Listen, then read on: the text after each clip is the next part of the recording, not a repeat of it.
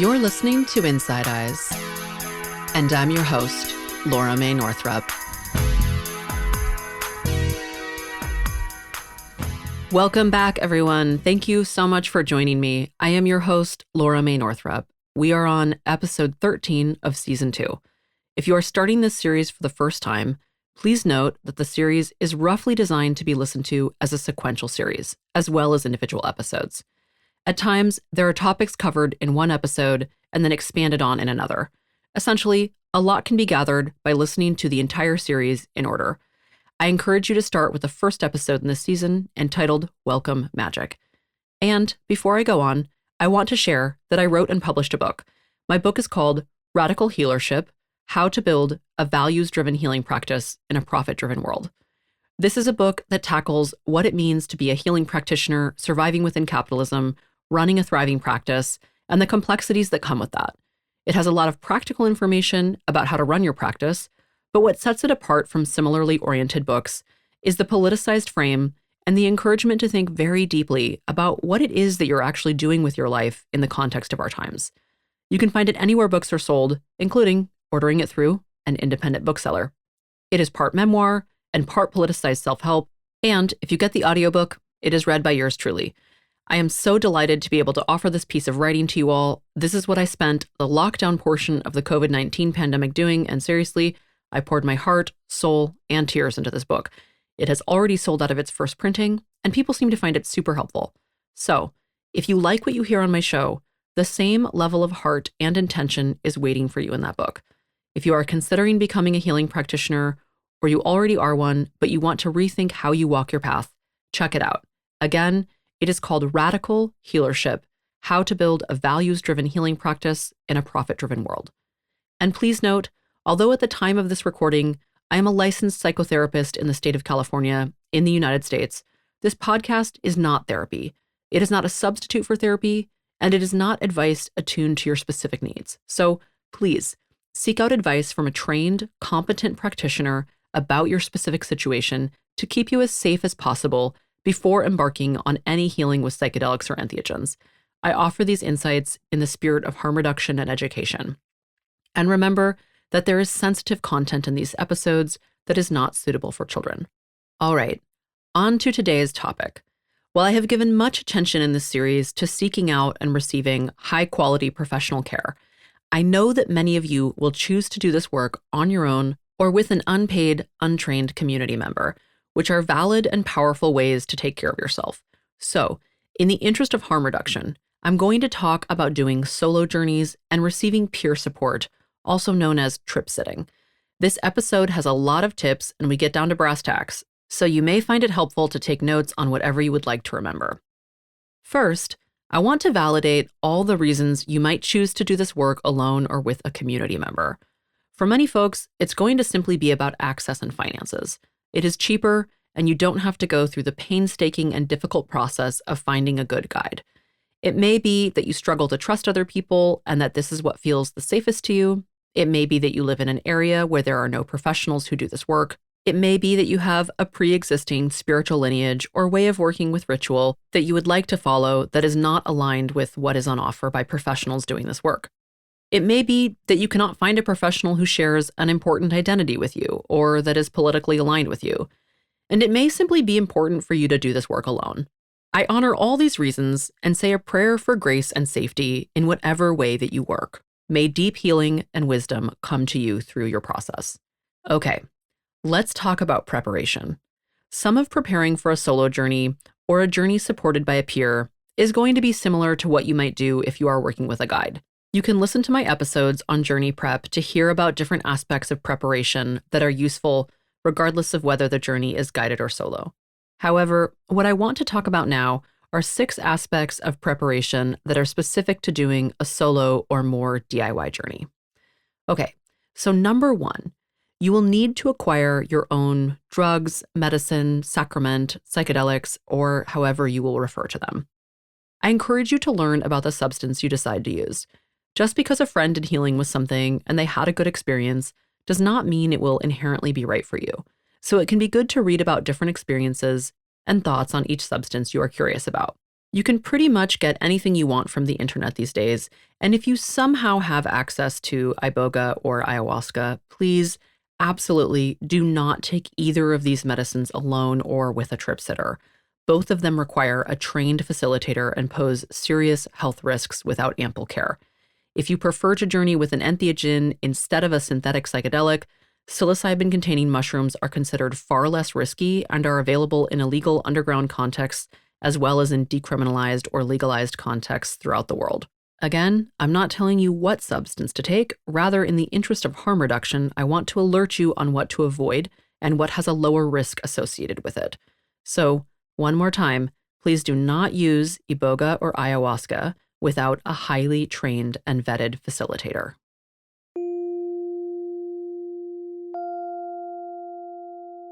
Okay, moving along, number 2. You will need to test those drugs or attempt to verify the quality of the medicine on your own. You can learn more about drug testing at dancesafe.org. DanceSafe is an organization dedicated to providing fact-based literature and education to people who use drugs.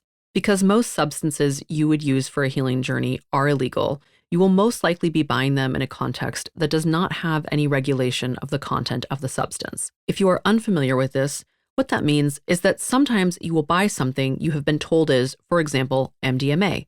However, it may be a completely different substance, or it could be MDMA combined with some additional substances. For this reason, it is very important that you test whatever substances you acquire. There are many ways drugs can be tested. I'm going to talk about 4 methods.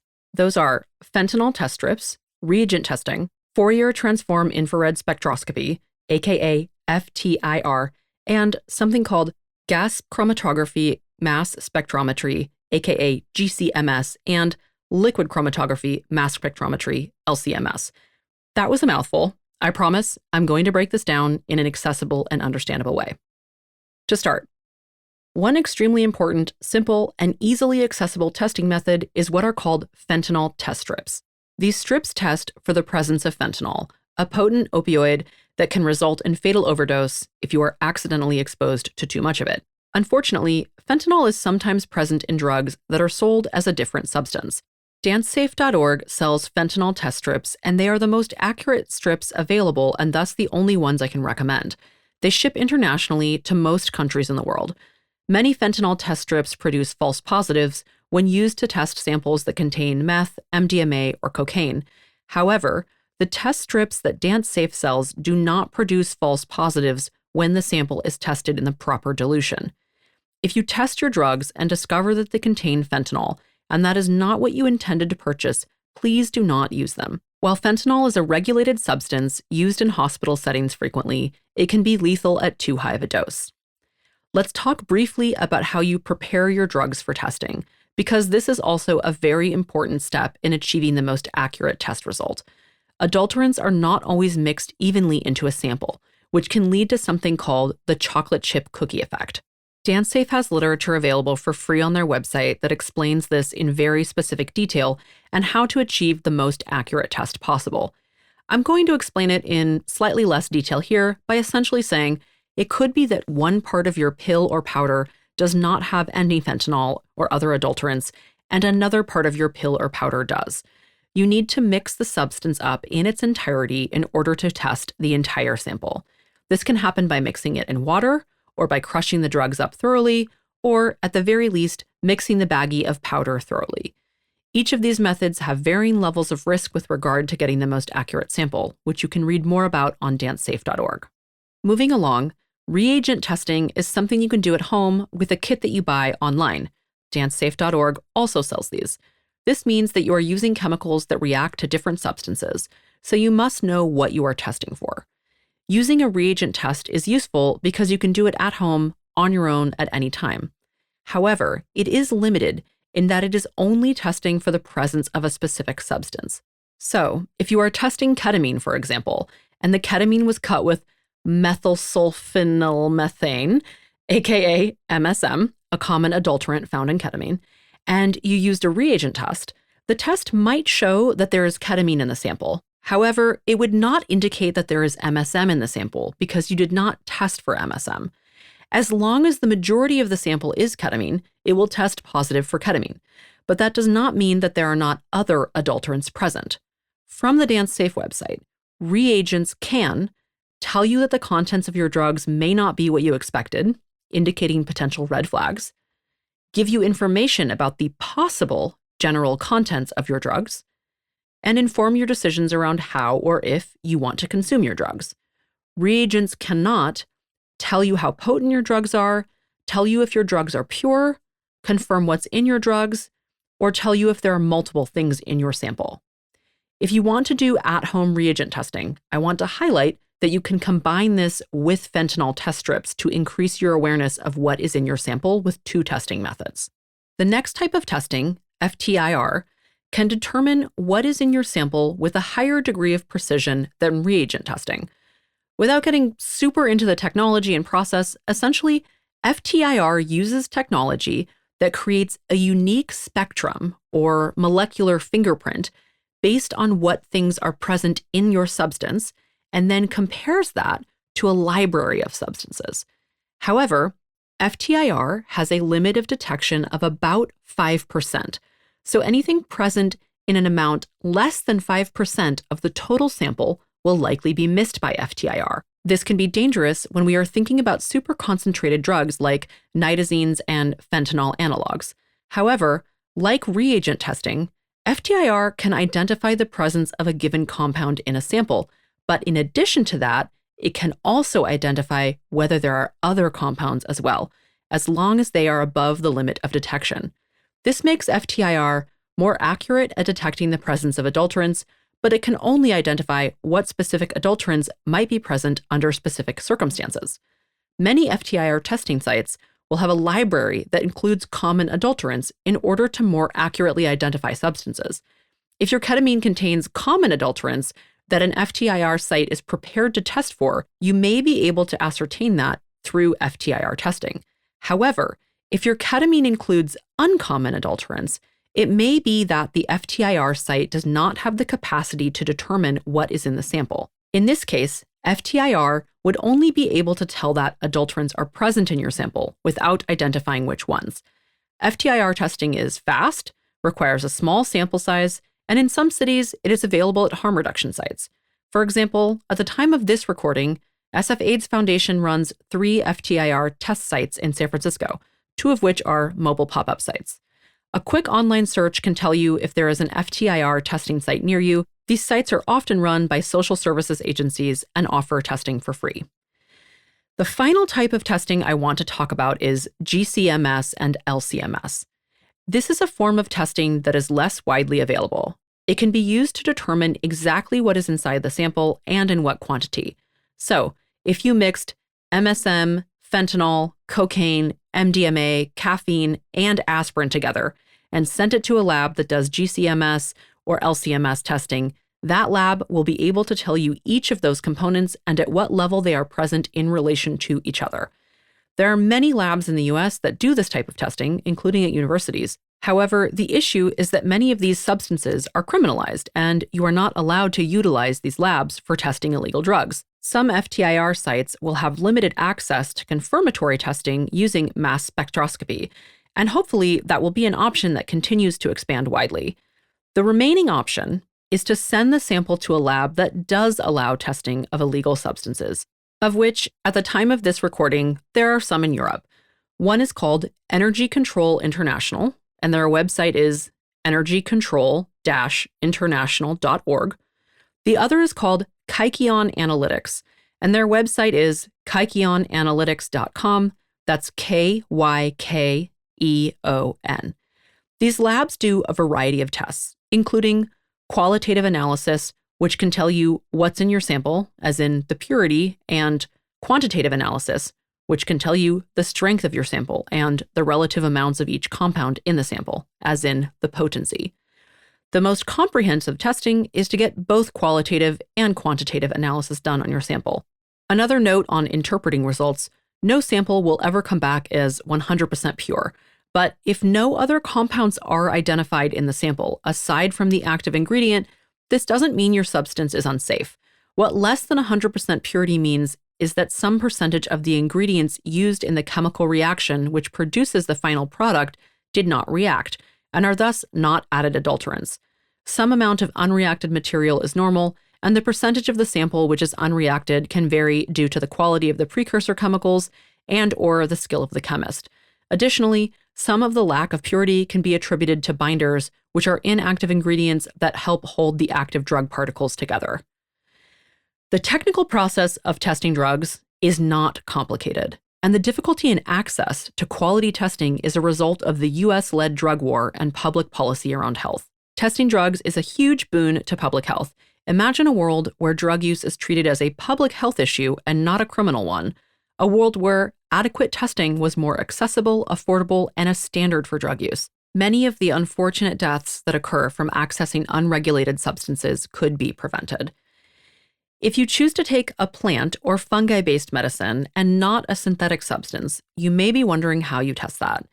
GCMS and LCMS can also be used to test plant samples, which you can do through Kikion Labs that I mentioned a moment ago. However, if you are not going to send a sample to be tested, buying from a verified source and buying whole medicine is important. If you buy a mushroom chocolate, you cannot see the mushroom itself. And I mentioned in my episode called Guides and Facilitators that mushroom chocolates, which are unregulated and fairly available for purchase where I live, are really a gamble if there is actually psilocybin in them. Furthermore, there are instances where they not only do not contain psilocybin, but actually contain extremely toxic chemicals that can cause severe illness, and in 3 recent cases may have contributed to death. Mushroom chocolates also present more complication in determining what dose you are taking. While whole mushrooms can have a variety of potencies, there is more precision in being able to see the actual mushroom. From there, the question is this a psilocybin-containing mushroom that is safe for human consumption? Someone who is a skilled mycologist would easily be able to identify the fungus. And while I want to encourage you to be careful, most people who sell whole mushrooms are legitimately selling psilocybin-containing mushrooms because there is not a financial incentive to alter the contents of the mushroom, nor is that very feasible. I do not know where you live and what level of access you have, so I will say, if someone sells psilocybin-containing mushrooms often, and many people you know have used their mushrooms, that says a lot. However, if someone gathered them from the forest, bought them from an unknown source, or generally isn't really in the business, as they say, I would be wary. Less so because I would be concerned that there are adulterants or other drugs on the mushrooms, and more so because I would want to verify that they are psilocybin-containing mushrooms that are safe for human consumption, and that I would want to know they aren't old, possibly having lost potency. Mushrooms need to be stored properly, generally in a cool, dry, and dark place, in order to best preserve their potency. My understanding is that the potency of mushrooms starts to decline significantly about 6 months after harvesting. That doesn't mean you should not use them, but it does mean you should factor that into your dosing experience. If you consume mushrooms that were harvested a month ago, then consume them again 7 months later, the second round may not be as potent as the first. With that said, it is important not to significantly overcompensate out of fear of potency reduction, thereby increasing the risk that you are consuming more psilocybin than intended. One last thing about mushrooms. If you can, ask your supplier what strain of mushrooms you are acquiring, as the strain can also give you some indication of the dose.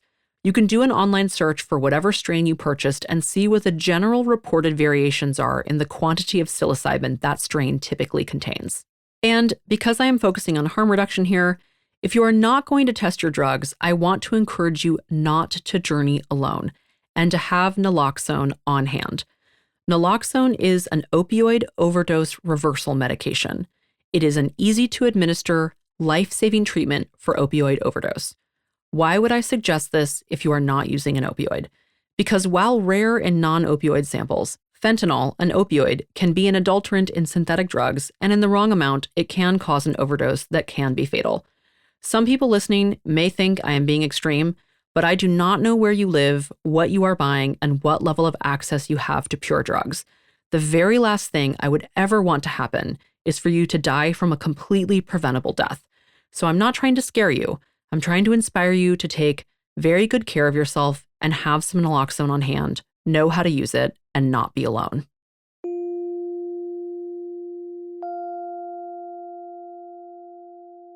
Moving along from drug testing, the third thing you will need to do is assess for any medical contraindications.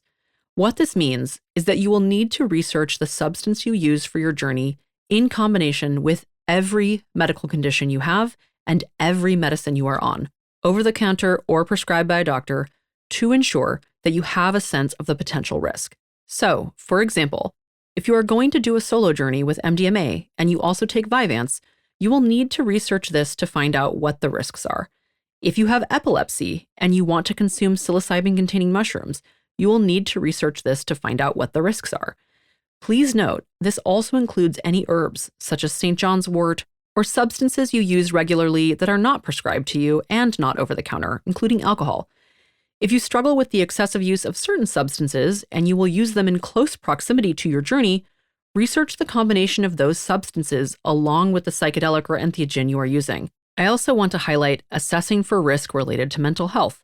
If you have experienced psychosis, mania, major depression, suicidality, or any other mental health symptoms that have been challenging to manage, please do research about the effects that the substance you are choosing has on people with those same mental health symptoms.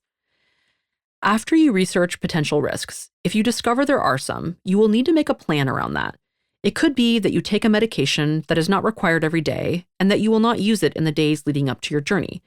It could be that you decide to use a different type of drug, psychedelic, medicine, sacrament, or consciousness-expanding experience, such as holotropic breathwork, because the original one you chose posed too many health risks. If you assess that your mental health is not in a place to do a journey, you might wait and do one at a later date. If you have experienced psychosis or you think you are at risk of experiencing psychosis, you may choose not to do a journey. You might choose an alternate form of healing work, or you might choose to speak with a medical provider and the people in your life and build out a substantial care plan for what happens if your journey results in psychosis.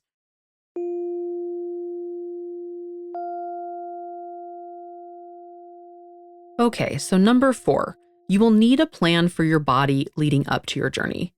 In addition to possibly adjusting your intake of other medicines or substances, depending on what type of psychedelic or entheogen you use, you might consider fasting the day of or in the immediate hours preceding the journey to minimize physical discomfort. Eating a large breakfast, followed by psilocybin-containing mushrooms, has a high potential to lead to a tummy ache, and depending on your metabolism, it may also lead to not getting very high. However, please only fast if that is a medically safe choice for you. Some other suggestions are to get plenty of sleep leading up to the journey, adequately hydrate the day before, and just generally take care of your body. Journeying can be physically challenging. If you end up shaking, sweating, or vomiting for long periods, being rested and hydrated will help to minimize discomfort.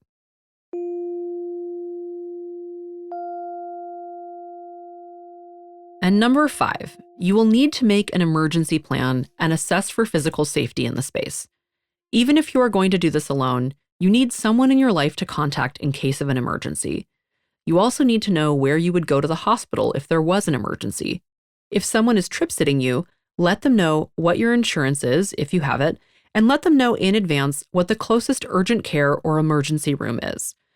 Part of your plan can also include reducing potential harms within the physical space that you use to journey in.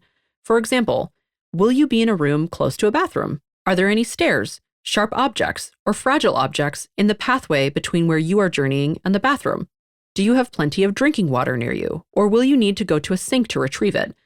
Try doing a trial run of how you will move through the space where you imagine having less precise coordination, less depth perception, and less ability to think through danger. As you move through the space, what could potentially be dangerous for you? A reminder that crawling may be a safer option than walking. And I know this might sound a bit random, but I encourage you not to do your journey in water, be it a lake, river, creek, pool, or bathtub. Please be careful about any drowning potential or slipping potential. Psychedelics can significantly impair your mobility and thus your ability to navigate a wet floor. And depending on the substance you use, you may have some periods of not being very cognizant of this reality. Drowning in water is a real concern that can be avoided by not submerging yourself in water.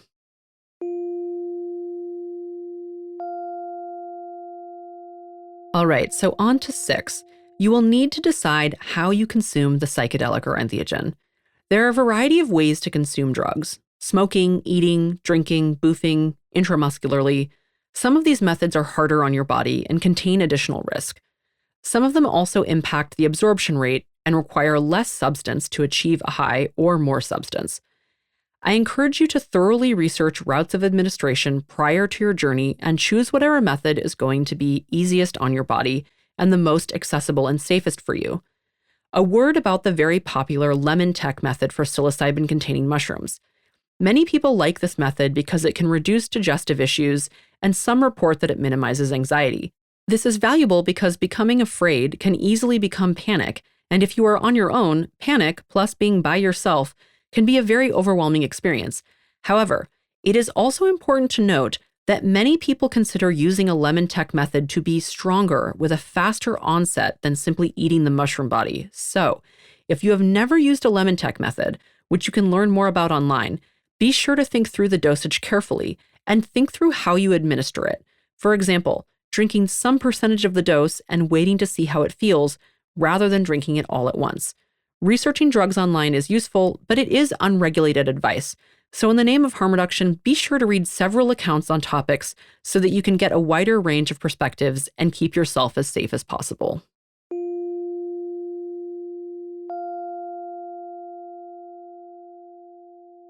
I have 2 more topics related to preparation, but they are less so things you will be doing, and rather things I suggest you do not do. The first is not to combine or layer psychedelics. Within the field of psychedelic medicine, layering substances is a somewhat common practice. For example, taking MDMA and ketamine or MDMA and psilocybin. If this is the first time you have ever done a solo journey, or the first 5 times you have done a solo journey, please, please, please do not mix and match drugs. And that includes not mixing and matching drugs that you might take separate from a journey, like drinking alcohol in the middle of your MDMA journey. If you are a heavy substance user of another type of non-psychedelic drug, make your best attempt to space that out from the journey. While psychedelics can be and are taken safely all the time, there is still risk, and you need to take your well-being very seriously. The risk you are taking emotionally is enough, without adding on significant physical risks that come with being overly high or mixing contraindicated substances. And the final note I want to make about preparation for a solo or peer-supported journey is not to take too much. You can always increase the dose, but you cannot decrease it. Consider trying a low dose first. If you eat some mushrooms and don't feel high enough, wait the maximum amount of time for effects to set in before taking more. Waiting 20 minutes and then eating a second round of mushrooms is not enough time to determine what the first round did to your body, and yet people do that more often than you would think. Remember that you can always do another journey a different day, or you can give yourself many hours to explore this and up your dose carefully with ample time in between doses. Earlier in the series, I talked about building a relationship with whatever substance or medicine you choose. This is part of that. People are impacted by entheogens and psychedelics very differently, so you get to build your own unique relationship to whatever you are using. A low-dose journey can be profound and meaningful, and there is nothing wrong with starting out slow and easy.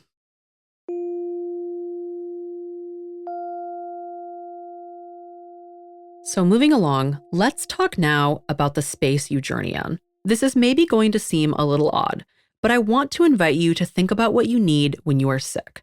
Do you need coziness, the perfect temperature, someone to take care of you, low lighting, a place to lie down, several pillows, your favorite t-shirt, soft music? This is a question aimed at asking you when you feel the most depleted, vulnerable, uncomfortable, or emotionally challenged, what helps you feel a little better? You might have a journey where you feel amazing and the insights are just flowing and you are in total bliss, but that is not very common. Most of the time, what people experience when they are working to heal from sexual violence is challenging. Prepare your space for that. If you end up writhing around in pain and puking, make sure you are wearing your favorite t-shirt, writhing on soft pillows, and surrounded by stuff that is very chill to throw up on. Also, have a bucket on hand. Even if the most challenging part is simply having a big cry, have it with your favorite stuffed animal in a well-heated space. Sometimes people get party lights or build a big altar and have fresh flowers or lay out pictures of all the people in their life who they know have their back. You can have fun with it. This is about making an environment that is inviting to you so that you can surrender as much as possible to the hard stuff of transformation. I also recommend cleaning your space beforehand. If you love mess and it is comforting, you can disregard this suggestion. However, if the space is used for other things, which it probably is, It can be a nice way to lean into the intentionality to clean it and ready the space for this specific purpose. Moving on to ritual. If you feel open to it, another way to create a container for your journey is to build a ritual. I don't know if you believe in a spirit realm, but even if you don't, ritual also ties us to our intentions. So I encourage you to do the basics of ritual setting. Something to mark the opening of the space, something to show gratitude to the medicine, its stewards, and the beings supporting you, present or not, human or non-human. Something to cleanse or protect yourself and the space. Something to name the desired outcome or intention underlying the experience. And something to close the space and thank everyone again, present or not, human or non-human, who supported you in this process. Okay, now let's talk about music. Some people journey with quiet, and others journey with sound. Once you are in the experience, just go with what feels right to you. Be sure to have some music on hand, as many people find that to be comforting and inspiring for their process. If you are a musician, you might want your instruments nearby to play some of your own music. And if you have never picked music for a journey before, you may find that the music you end up liking while in an expanded state is very different from what you typically listen to.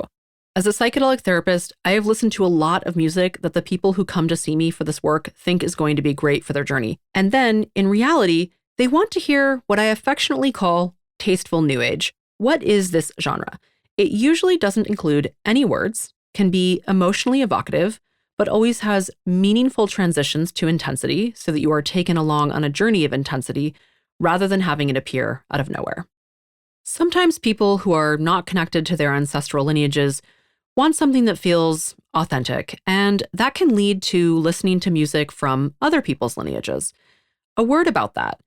If you don't have enough of a connection to that lineage to thoroughly understand what the song is about, and if you don't actively participate in demonstrative care toward that culture's struggles in this world, I would suggest skipping those songs. Most of the people who are stewarding ancestral medicine songs are people who have been subjected to the brutality of colonization.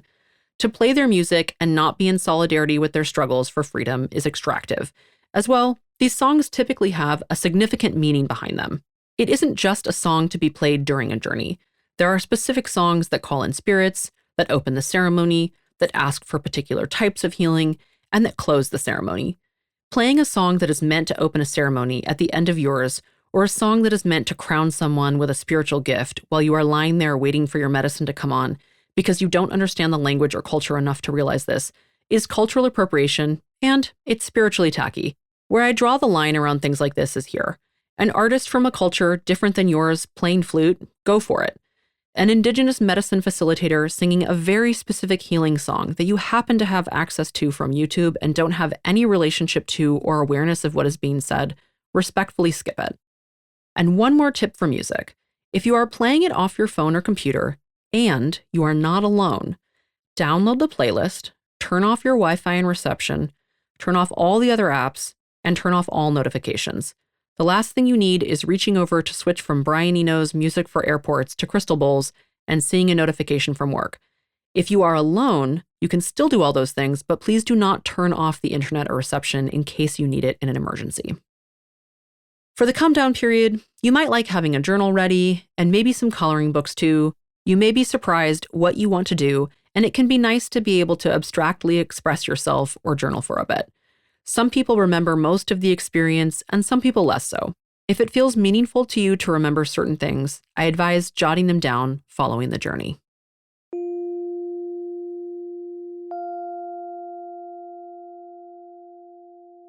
I want to turn now to talking a bit more about what it is like to journey on your own. While this is something that really cannot be articulated or known before you do it, as each person has a unique experience, there are some things to note. And if you have very little experience with expanded states of consciousness, and specifically with whatever medicine you choose, I want to highly encourage you to have someone on site. They don't need to be in the same room with you, but it is advisable to have someone who could hear you call out for help and is periodically checking on you. I talk in depth in previous episodes about different aspects of journeying, but I want to talk about why the experience might be hard specific to being alone. People often feel intense emotions when they journey, and even knowing that someone else is nearby can be comforting. Knowing that you can ask for help, even if you do not, has a certain impact on the nervous system. If you are triggered by help, that impact might not be that soothing, but often as humans, it comforts us not to be completely alone, even if we avoid asking for help at all costs.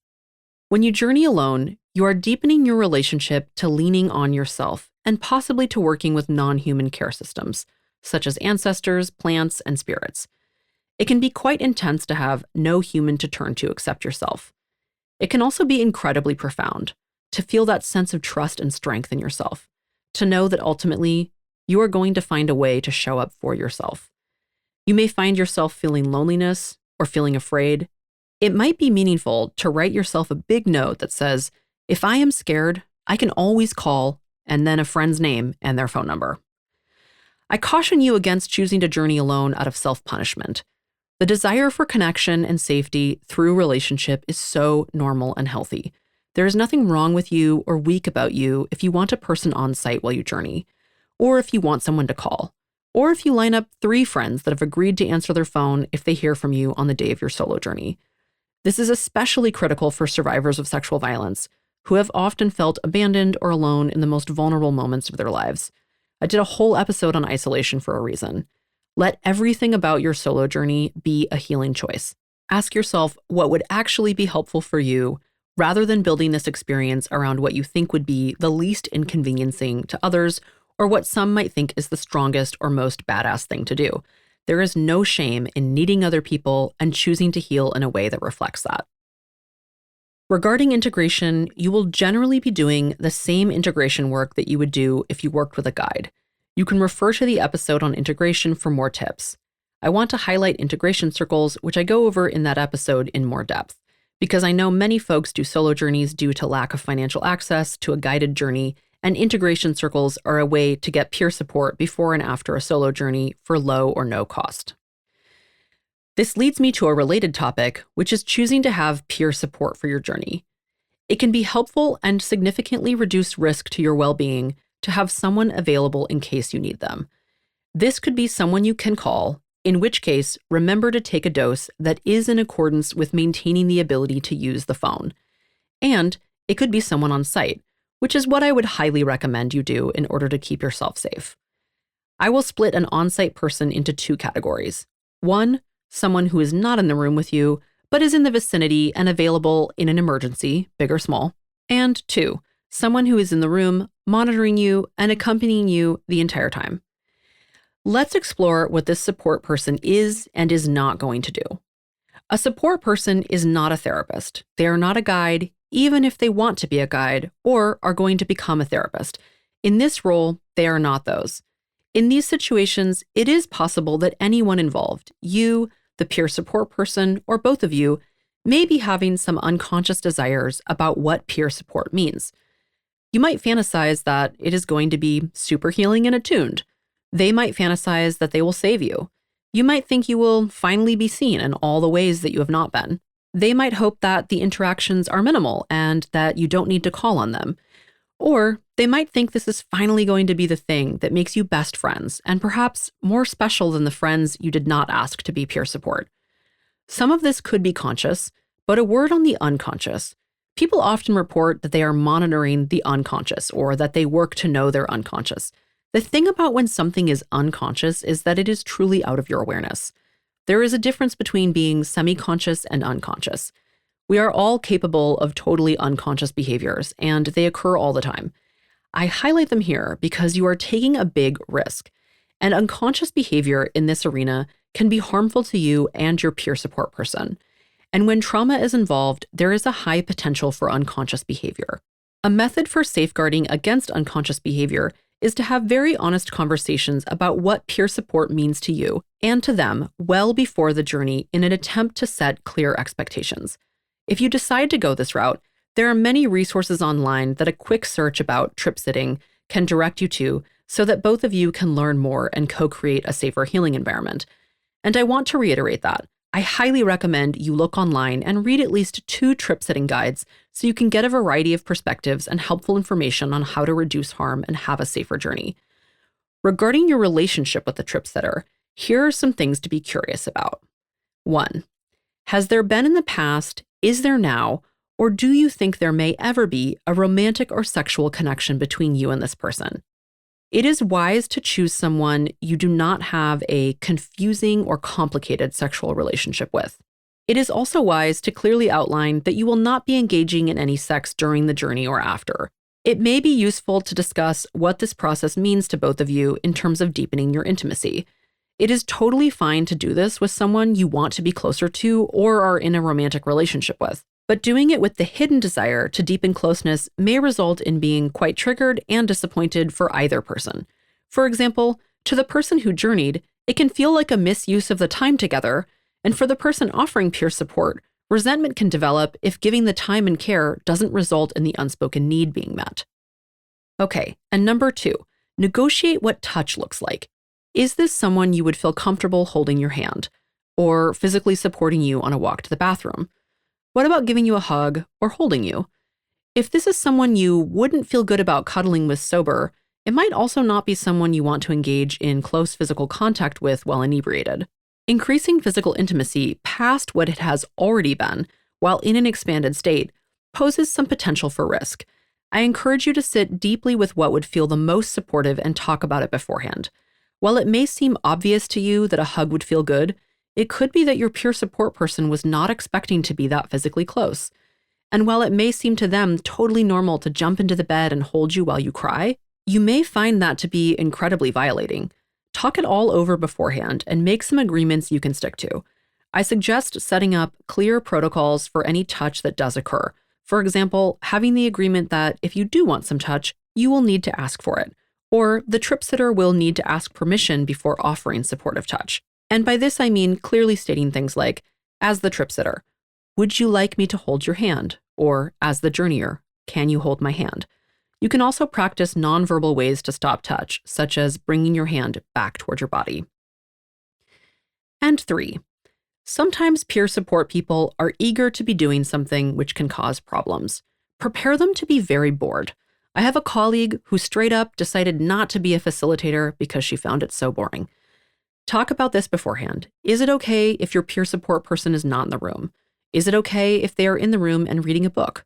Could they be working on some homework or watching a movie? You may be super active and talking and want your peer support person close by.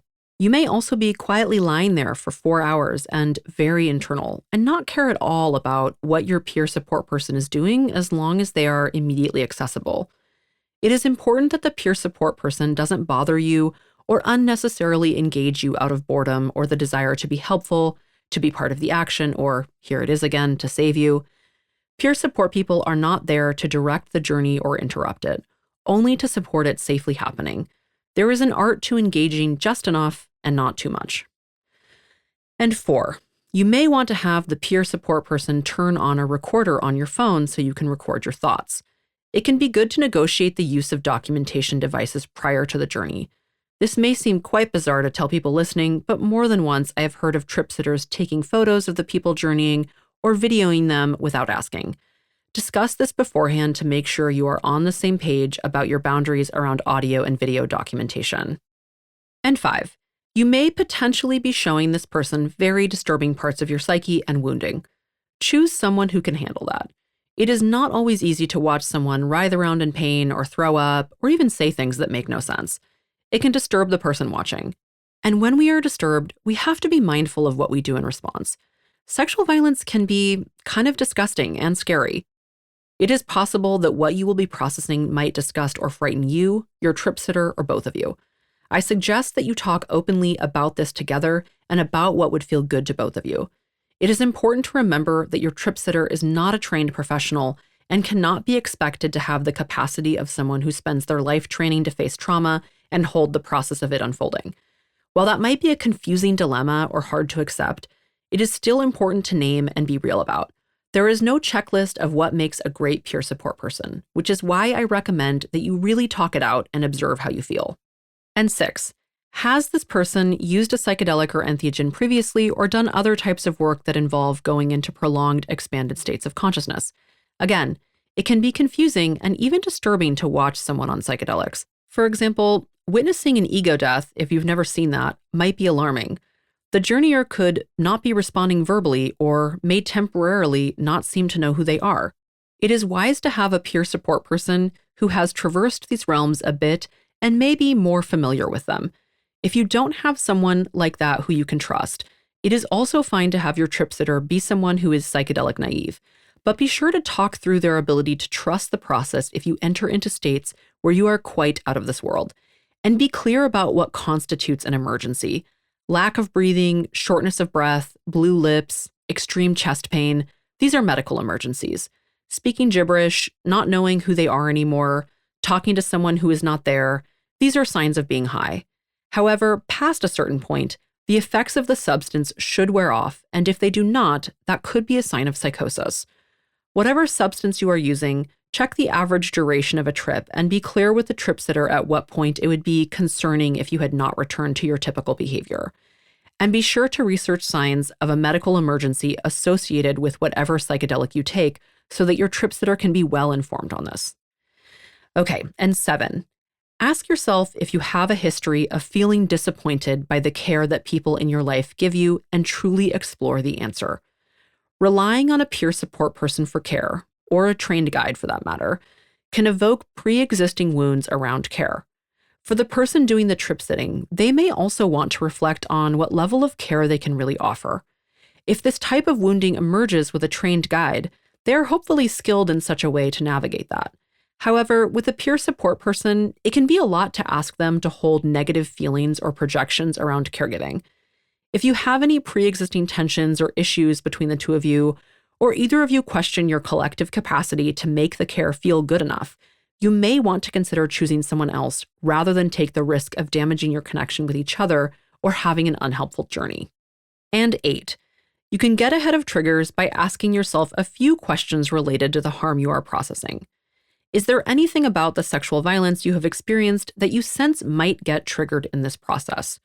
Was the person who abused you a peer, or someone who was supposed to be taking care of you? Did the violence you experienced involve a substance? Do you have any triggers that come up in daily life that would be good to consider and tell your peer support person about? And 9, be sure to ask your peer support person what they may need to be in service of your intention and what kinds of boundaries are important for them. Being the caregiver has its own vulnerabilities and needs, and having a great peer support experience will partly rest on the peer support person being cared for and thought about in a meaningful way. And if you are listening in anticipation of being a trip sitter, you can have your own support people, journal, and do other self-care to help yourself around this. If you do talk with others to process the experience, be sure to respect the privacy of the person you trip sat for by not sharing intimate details of their experience. And 10, a final note on safeguarding against unconscious material.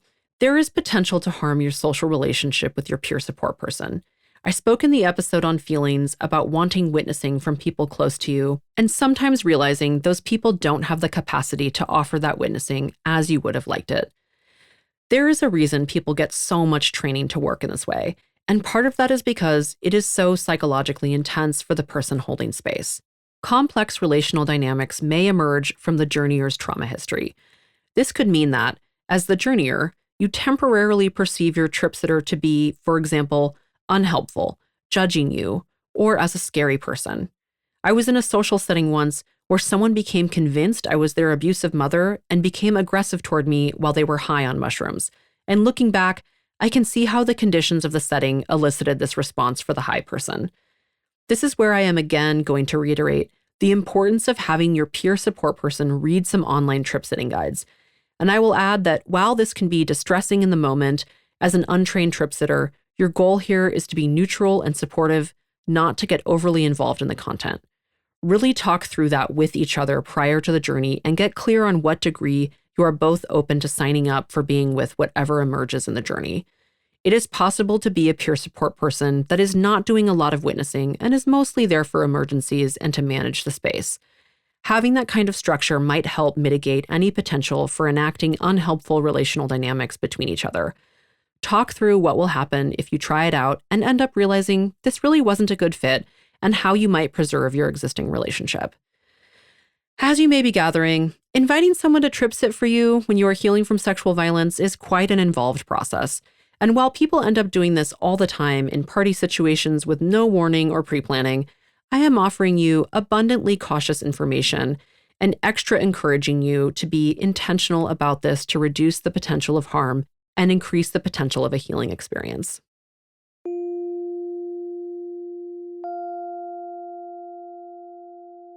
Okay, finally, let's turn to what a support person does do. At the bare minimum, peer support people are managing the environment and logistics of the journey space. This includes the temperature of the space, drinking water and snacks, which are generally eaten after the journey and not during, providing extra pillows or blankets, managing music and playlists, and making sure the journeyer can safely move around to the bathroom or other locations if needed. The peer support person monitors for emergency and would initiate the emergency plan if needed. The peer support person may talk with you, but that talking would be supportive comments and listening. The goal of the peer support person is not to guide your trip, direct it, or interpret it, but rather to support you to safely have it.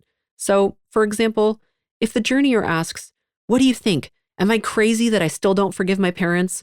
The peer support person would not answer that question, and perhaps be quiet or perhaps give a supportive expression and say something like, "It's really a challenge, sorting through how you feel about that." It may seem odd to consider saying something that redirects the journeyer to their own process without responding to their question, but being a trip sitter is not the same as interacting socially. If the journeyer becomes highly distressed, the trip sitter makes statements and actions that allow the journeyer to work through their challenging parts of the journey. So, if the journeyer is struggling, there may be no need for intervention other than just being available if the journeyer wants something. Trying to calm someone down when they are in a lot of distress may actually be interfering with their healing. If someone is sobbing in grief, that might be exactly what they need to do. Or if they are saying over and over, "I'm so angry, why did this happen to me?" The trip sitter should not try and calm them down, but rather be there to support their process. Do they suddenly want to hit the ground and you think that might be too loud for the downstairs neighbor? Or are you worried they might injure themselves against the hard floor? A peer support person might pile up some pillows for them to hit, or suggest that they hit the mattress instead. If the journeyer becomes highly distressed and panicked and asks for help, a peer support person says things like, "I am here with you." And if you negotiated that this level of interaction is okay, they might say, "Can I remind you to notice your breath and maybe take a few deep breaths?"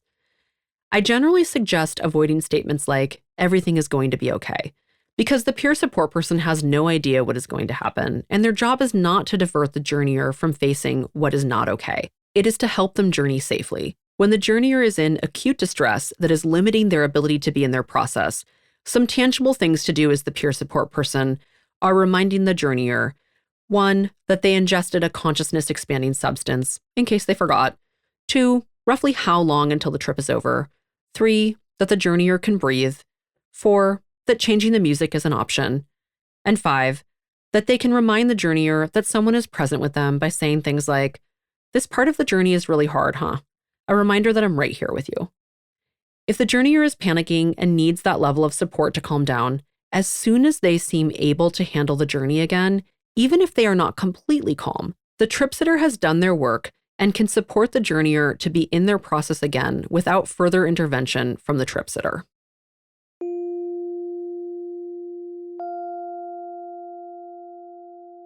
All right, that is all I will say on peer support. So moving along, the last thing I want to talk about in this episode is dosing, and everyone's favorite new hobby, microdosing. When seeing a guide or facilitator, they will help to determine the dose. But when you are doing a solo journey, that is something you will decide. Remember that healing from sexual violence is a long process that will likely include multiple journeys. If you are journeying alone for the first time, even if you have taken consciousness-expanding substances in many environments with friends or for fun, I'm going to recommend that you take a lower dose at first. Being alone can be evocative, as is healing from sexual violence. Start lower than you think you need to. You can always take more, and you can always do another journey. If you decide to take more, please wait a substantial amount of time so that you know what the effects of your first dose were. People often get anxiety that the medicine won't work or that they are not getting high and have the impulse to take more. When you take a drug with friends or at a party, the part where you wait to get high is filled with conversation, waiting in line, dancing, etc. You might not realize that an hour has passed before the mushrooms really kick in. It is different to take a substance and wait quietly in a low stimulation environment for it to take effect. I encourage you to write down your dose and at what time you took it, and while you are not high, write down the time that you're going to wait to fully assess if it was the right dose before taking more. In terms of choosing that initial dose, I don't know what substance you are taking or how sensitive your system is, so I encourage you to head to the internet and read multiple sources on dosing regarding the substance you will be partaking in. If you are connected to integration circles or other community of people who are knowledgeable about the substance you are taking, you can ask them for information too. Buying a small scale is also a great idea for people doing solo journeys and for drug users in general. Okay, now let's talk about microdosing. For anyone not familiar, sometimes people take very small doses of psychedelics and entheogens, possibly so small that there is no discernible effect or a very slight consciousness shift. That can be a one-off or a protocol done regularly. You may be wondering why I have not mentioned it at all in this series. Reason number one is because microdosing is a method that is not generally considered a form of transformative healing, but rather a form of treatment focused on symptom management. Along with many other forms of psychiatric intervention, I firmly support symptom management, but the bulk of what I am talking about in this series is doing intensive transformational healing. However, I know it is very popular and some of you might be doing it and also be experiencing profound transformation. So, a reminder, everything in this episode can be applied to microdosing as well. Test your drugs, build ritual around your process, journal, and get lots of support. If you are doing a solo journey for the first time, taking a microdose can also be a way to try all this out with a very subtle, low-risk consciousness shift as you familiarize yourself with the experience. And the last thing I will say about microdosing is that the long-term impact of microdosing on heart health is unknown, and medical professionals, including chemists, pharmacologists, and psychiatrists, have expressed concern and suggested further research. Without getting deep into the chemistry of this, essentially, microdosing certain psychedelics such as LSD and psilocybin may increase the risk of heart valve damage when taken regularly, that part's important, for a prolonged period of time. Again, that needs to be further researched to verify, but medical professionals in the field of psychedelic medicine are legitimately concerned about this. So, as with any use of any drugs for healing or otherwise, in an effort to reduce harm to yourself, please research the drugs you use in relationship to your pre-existing medical conditions. If you have a heart condition, research the limited science available about microdosing and heart valve health. Okay, we will leave it there for today, folks. Please take care of yourself after listening to this episode and as you move through the whole series. I'm thinking I'll likely do some free online Q&A sessions for people who have questions related to the series. I will announce the dates for that on my email list. If you want to support the show, please rate it on whatever podcasting app you use and consider sharing this episode with people who may benefit. Thank you so much for supporting this work. I teach occasional classes, offer group and individual consultation to clinicians around the world, and provide psychotherapy to people located in California. If you are curious about my offerings, you can find more information and contact me via my website, lauramainorthrup.com. And here's where I give out my social media handles, but I want to say a little something about social media. You only see what ends up being popular enough to come into your feed the days that you look at the app, an app that is controlled and censored by capitalist elites. If you want to ensure you hear about ways to work with me, learn from me, or get healing support, join my email list. I send very few emails, usually less than 5 per year. You can find it on my website, lauramainorthrup.com, or there's a link in the show notes. And again, that is also where I will announce dates for any online Q&A sessions related to this season. So definitely sign up if you want to hear about those. And if you want to see memes and leave things up to social media fate, you can find me on Instagram at lauramainorthrup. And don't forget, I have a new book out, Radical Healership. Check it out. Link in the show notes. Okay, until next time.